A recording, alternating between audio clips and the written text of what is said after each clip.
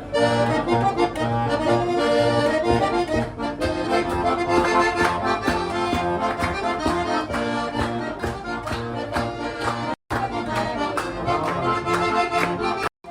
everyone. This is Bob Sorrentino from Italian Roots and Genealogy. Be sure to check out our blog and our YouTube channel and our newsletter and our great sponsors, Your Dolce Vita, Italy Rooting, Phil Italy, and Abiativo Casa. And today I have a special guest all the way from Calabria, Miriam Pugliese, who is one of the owners of Nido di Seta. So welcome, Miriam. Thank you for being here. Thank you. Hello, everybody. I love talking to people from Italy. It's makes this special for me, that's for sure. Yeah. And especially young people from Italy is even better. Oh, yes. So let's do a little bit about your background. Where's your family from originally in Italy? So, I was born in Calabria. So, Calabria is the boot, is exactly the boot before Sicily, to give you an idea. But my parents moved to Milan when I was less than 1 year old. So I grew up totally nearby Milan. And I came back in Calabria, that is more or less 1 hour, 30 minutes with a plane for holidays. And I really absolutely loved the genuine the landscape, the food, the people, the authenticity of the place. Really, for me, was like, be wild and free being Calabria.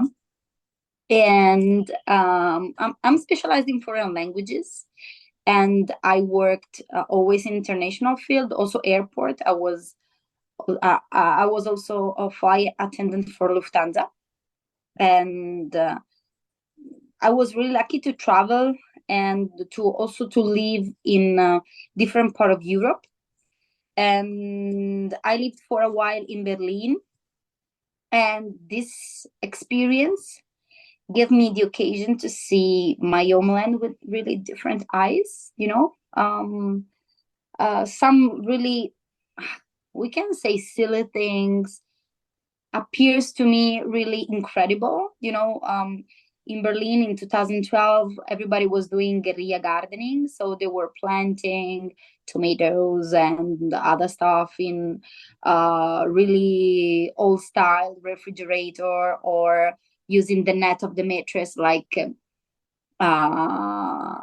to like doors and so on.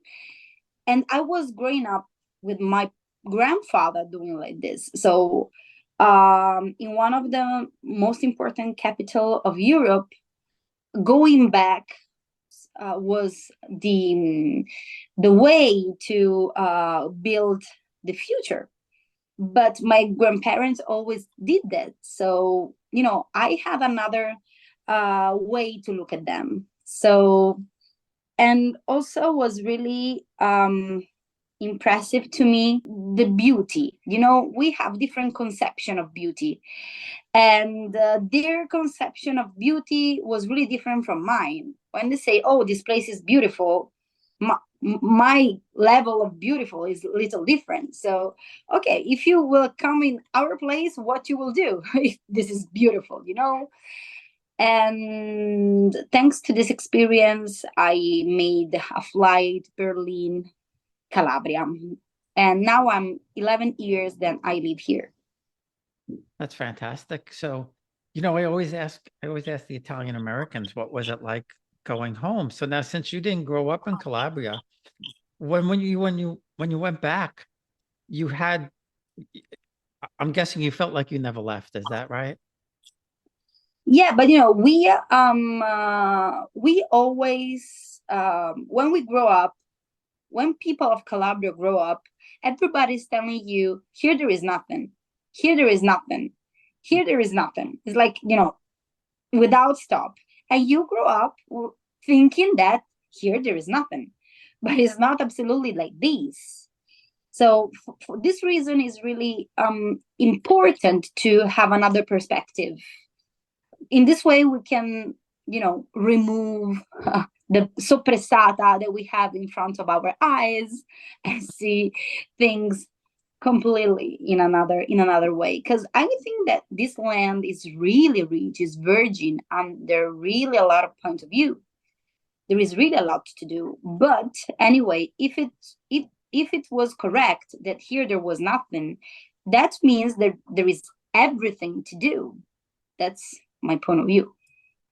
Yeah, and that's fantastic. And I think it's just so great that you wanted to revive an industry that goes back centuries and centuries and centuries. So how did you come about starting a business with some friends? When I came back here, so Berlin, Calabria, I am from a little village. The name is San Floro. We are in the middle of Calabria, so in the middle of the boot. It's the narrowest point of Italy, less than 30 kilometers. That I have no idea how many miles are. I'm sorry for that. But it's really less than 20 minutes by car from one coast to the other. So this little village has more or less 500 people, included wild boars and cats. And we were there, me and Domenico and Giovanna, in the same time of life where all of us want to stay in this little village, but doing what? So we start like a research. What can this territory give us, And in San Floro, there was an abandoned mulberry orchard with more than 3,000 plants and an abandoned silk museum that was inside a castle. So the property of both was the municipality of San Floro. And we understand, we studied what's going on, why there was a mulberry orchard and abandoned silk museum. And the things are that Calabria was really the most bigger producer of raw silk of Europe between the 50th and the 17th century. So the 50% of the production of Europe between that period was made in Calabria. And if some of you have an idea of how Calabria is, you can see nowadays, you can see olive trees everywhere. You have to imagine that in that time, between the 50th and the 17th century, there were mulberry trees everywhere. Like today, there are olive trees. That's why, because there was a really big production of silk through the silkworm breeding, because silkworm eat just mulberry leaves. And to make silk, the most precious yarn and fabric of the world, we need to have trees, mulberry trees. So we found also papers of in our government archive that say in San Floro in the 16th century was bred 1 tons and 600 kilos of silk cocoons. I don't know if any of you had a silk cocoon in the end. Probably I have here one just to give you an idea. But a silk cocoon is extremely light. This is a silk cocoon. I don't know if you can see. Yes, yeah, we see perfectly. Yeah. Okay, so imagine 1 ton 600 kilos of these. Is a really a huge thing for a small village like our village. So we said, okay, let's start from our past to build our future. So we asked to our municipality the permission to manage the land where the mulberry trees were and to manage also the silk museum. And now are 10 years that silk is our way to live, but also to rebuild the economy of this territory. We'll be right back. Experience Italy like never before, traveling with a scheduled group or create your own bespoke tour with friends with philitaly.com. Pack your bags and follow Phil. That's www.philitaly.co.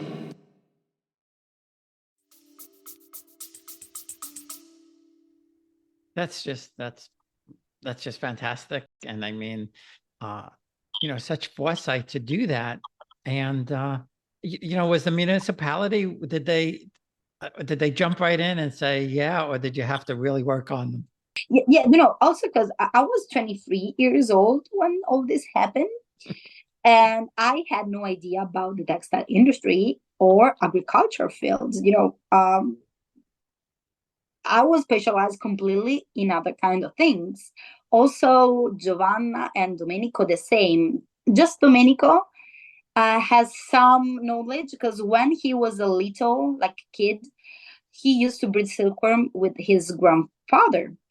Because until the generation of our grandparents, all the people used to breed silkworms to like self-production, because they breed their silkworms to make their own silk, to make their own tablecloth, curtains, or napkins, and so on. So this tradition was going to disappear completely with the generation of our parents. So what we did, first of all, we kind of stalkerized our elders and the elders of the nearby villages to have the knowledge to learn everything about this tradition before it was too late. Our teacher were more or less 89, 92 years old, to give you an idea. And this was absolutely the first step for us. They give you knowledges, but these knowledges weren't enough to build a company. It were okay for like hobby, to give you an idea. So what we did was to backpack and travel all around the world to understand what silk is nowadays, the market, the realities, the production.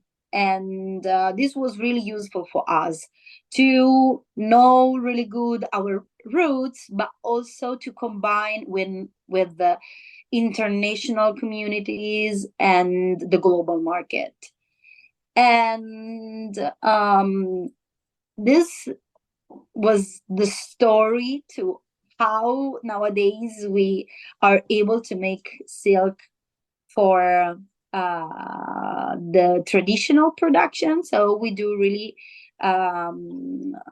traditional textile, traditional fabrics, but also we innovate this process and we make silk that is suitable for the high fashion. So the tradition of our grandparents, for our ancestors, go on red carpets. And that was really, and this is really emotional for all of us.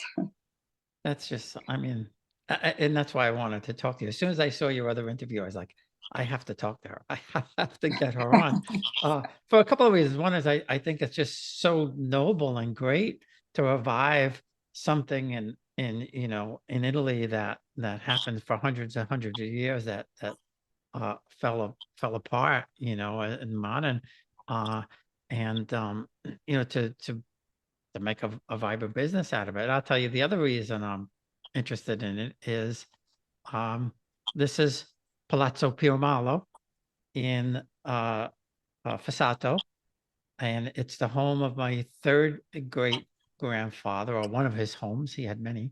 But what I learned while we were there was they had a silk industry in the palazzo. So, it's like, besides having the Calabrian link, also to have that link to the silk industry was just fantastic to me, Yes, absolutely. Absolutely. And this, the the town or the Borghi, they wanted to purchase this. It's owned. It's not in the family anymore. Unfortunately, I wish it was. They tried to purchase it, and the owner won't sell. And we got to go inside, and it was really bittersweet because you could see what it once was. But it's, the insides really, are deteriorating rapidly now. The other thing I learned when I was on your site, that the museum is in one of the Caracciolo castles, correct? Yes, is a Caracciolo castle. Yes, it Right. was a summer residence of the Caracciolo family. Well, I'm Caracciolo too. My Oh, grandmother, really? my grandmother was Pirmalo, Piromas, yes. from the Count of Montebello, and she's my great grandmother was Caracciolo di Torquirolo, from the Princes of Torquirolo and the Princes of Avellino. So when I saw the Wow. Caracciolo castle, I was like, oh my goodness, it's one of our homes. Yes, exactly. Exactly. It's incredible connection. Wow. Wow. But we really love Calabria. We didn't go to too many places, but we went to Sheila, which was just absolutely beautiful. Oh, yes, this is Ah. my favorite place in Calabria. It's my Sheila wife's is favorite incredible. place, I think, in the world. But it is just, Yeah. and like you said, the landscape, the scenery and everything is just like, no place we've ever seen. But today, Montebello and Fossato, probably similar to your town, maybe 1,000 residents or something like that. And everything homegrown and homemade. It was just so great. One of the other things I learned looking at your website was that you don't use man-made dyes, right? You use traditional dyes and everything when you. Yes, that's really important for us. Because when we travel all around the world to have knowledge about the world of silk, we saw wonderful things, but also awful, awful things. And one of the awful things were about the dyes, because the dyeing process of silk, but of all the fabric and yarns, it's really incredible. It's 100% pollution. It's something that you can really clean away. You are creating a permanent pollution on the planet when you do these processes. And we were in India, and all these people were dyeing all these silk skeins without any kind of protection for themselves. We were able to stay there 5 minutes because we have like kind of red eyes and difficulties to breathe. And they were there like 18 hours a day, just with the fabric around, the Apron, like an apron, yeah. Exactly. Nothing else. So, but wasn't the awful things. The really bad thing was that really, really wonderful water that were like blue, green, yellow, that these are full of heavy metals, were used to, irrigate the nearby fields. And we saw there tobaccos, ginger, and tea, to give you an idea. So for us, was like we were really under shock when we saw all these processes, and we said when we came back that we will never ever do something like this, never use chemicals to dye. So we did other researches, and one book we found one book that was really, really useful for us. It was a research of some scientists of the Kingdom of the Two Sicily, when Italy wasn't Italy, was a lot of kingdoms. So we are in the Kingdom of the Two Sicilies, and these researchers found 742 naturally dyeing plants. And what means dyeing plants? Means that these plants give the pigment to you, and this pigment is resistant to water, to scrubbing, and to the sun. That means dyeing plants. So a strawberry, for example, is not a dyeing plant, but these researchers found 742 dyeing plants that surround us in this territory. So start a really, powerful research to find these plants all around us. And still nowadays, we dye just with natural colors. That's amazing. That's really something. And so besides helping the planet and being safe for you guys, it actually is more permanent than, I guess, than the man-made dyes or the chemical dyes. Yeah. But until the 1868, all the world used to dye with natural colors because the chemical dyes didn't exist. So it's less than 200 years, 150 years that we dye with chemical colors. But for thousands and thousands and thousands of years, we just dyed with natural color. And in the Vatican, in all the museum all over the world, we have piece of fabrics from Romans, from Greeks, from Maya, and they have colors on top. So yes, absolutely, the natural color lasts on the fiber. The only thing is that all the colors, the most dangerous things for the color is the sun. Also, if you hang a chemical dyed t-shirt on the sun after 2-3 days, a black is not black anymore, it's like gray, and the same for the other colors. So of course it's better to have a better care of our clothes, garments, of course, but the results are incredible. So is purple still the most expensive to dye? Yes, of course it's more expensive. Just to give you an idea, each natural color has his own way to extract the pigment. There is no one way for everybody. So every plant has his own way to extract the pigment. And from each pigment, we can achieve 25 different shades of colors. And is really amazing also the time that you need to achieve that color. So there are some colors that come up after 5 minutes, other colors that employs 12 hours, So it's a kind of a science, and absolutely can't be the same of open plastic things with some powder and dye. Is absolutely different. So yes, of course, natural dye is more expensive compared to the chemical dye, but I think that our way to see the world, what we dress, what we eat, has to change to protect everybody on the planet who dress and who works for dress. Yeah, that's really so interesting. And I had no idea.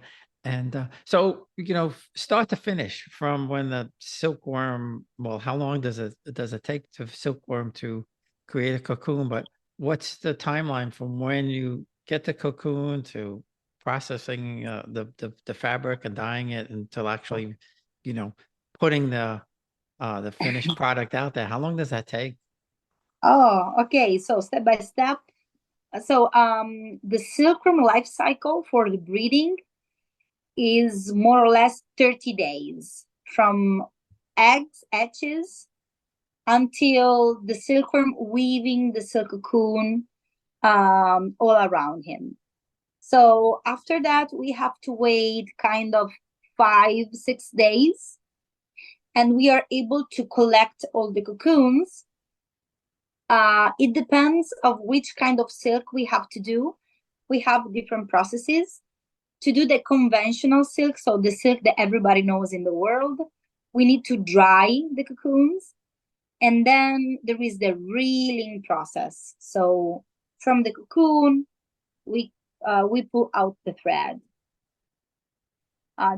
Here I have some cocoons, but to remove the thread from the cocoon, we need hot water. But here you have an idea of how could work the process. And then after we reel the silk, so from the cocoon, we reel the silk, we do skein of raw silk. This skein need to be twisted. And after need to be degummed, because the silk cocoon is exactly a spool of thread created by the silkworm. So the silkworm spin one unique thread all around him that has glue and glue it all together. So the silk cocoon is a glued spool of thread. When we reel the silk, this glue is on the fiber. So, and makes the fiber like little shag, little rough. So to have the silk that everybody knows, we need to do the degumming process. So after doing the degum, there is another twisting, and then there is the dyeing, and then there is the weaving of the fabric. So it's kind of long process, but it's incredible, amazing. Nowadays there are 8 artisans. They are all women, and they work from their laboratories. They are spread all over Calabria, and each one is specialized in one stage of production of silk. So it's like here in Italy we have Como, we have Prato. There are industrial textile districts where every company is specialized in one step of the process. We are more or less the same, but instead of companies, we have artisans, we have human being that each one is specialized on one step of the process. And this makes me happy. I'm really happy for this because, unfortunately in Calabria, we have the worst unemployment rate for women of all Europe. And this little network is like a tears in the ocean, but this woman have an income, and this income they invest in their small villages. And this thing, little things, but helps the people to stay in the places. They don't need to go away to find other work. They can still doing their job. That is something that is going to disappear. They create income and they invest in their territory. And this is our idea of development of this region. I think that we need something like this because we are really authentic. We are back in time. But I think that now this is a really good thing for us. But we have to know that it's a good thing for us, and we have to understand how to manage this to make to increase the wellness of the people and the economy of the territory. Oh yeah, no, I love it. I really love it. And nothing goes to waste, right? You use the mulberry fruit, and you use the cocoons, and you there's all kinds of products that come out of this. Yeah. Yeah, so I have to tell you that we are the last company in Europe who makes just sericulture, because there are other companies, but they do also, for example, wine or wheat or other things. We do just sericulture and mulberry tree cultivation. But to live of this, we have to be multifunctional. So for this reason, for us, is really important to don't have any kind of waste, and every waste has to be a resource. So we use the leaves to breed the silkworms, of course, but also to make teas, the berries, the mulberries, the fruit to make jams, liqueur. And we have also a little agriturismo, so this local restaurant where we use this product. So we have also a piece of land. We are in organic certified farming. So because silkworm is really, really sensible. It's you need just one little molecules of a chemical that everybody dies. So it's really important that we are inside a pine forest where nobody is near us. So we are kind of in a really uncontaminated place. And we have also land that where we grow vegetables, and we use in this our small restaurant, this agriturismo. And then we have the production of fabrics, of scarves, of flour, of jewels, artisans. So artisanal products. We have what people call tourism. I don't like this term because we saw silk like an experience. So people come in our place and they come from all over the world to understand what really silk is. Because when people think about silk, they don't think about agriculture. No, they absolutely don't think about people working on a really particular condition. They absolutely don't know the magic of really the silk from the cocoon in something really magical. So we let people live this experience, and it's not tourism because we give something to them, but all the people give something to us because it's a really intimate experience. And then we have also an academy because we teach people how to breed the silkworm, how to all the silk reeling technologies, how to dye with natural products, and how to weave on ancient looms because our artisanal products are woven on ancient looms. So the Silk Academy is really working, and the 85% of our students come from abroad because we are the last place in the Western world who still do this kind of work. That's just great. That's just great. And then you run the museum too. So what do you have in the museum? In the museum, we have the different kind of silk because there is no one type of silk. There are really a lot. Silk is a world. So here we understand how to recognize the different variety and kind of silk. There are the natural dyes, the book that I mentioned before, and the different dyes that we use. And there are the looms, and people can weave on ancient looms. So they can live their weft in the warp of San Floro. So then we go to the countryside where people can see our heroes, the silkworms. We reel the silk together. This is something that really, this is probably the most magical thing of all the experience. And then we walk under the mulberry orchard. This really incredible place. That's wonderful. That's really wonderful. So before we go, where can people find you? What's the name of the website? And how could, if they want, they could actually purchase things off the website too, right? Yes. We have a shop on the website, and our website is nidodiseta.com. So if you want, I can do a spelling, is like NIDODISETA.com. Thank you. This was like really enlightening. I never had any idea about silk, and what a big industry it was in Calabria at one point in time. Yeah, yeah, yeah. The Venice is absolutely known. Florence is absolutely known. Lyon, France, Como. Nobody think about Calabria, and that's also why we are doing this job. That's just great.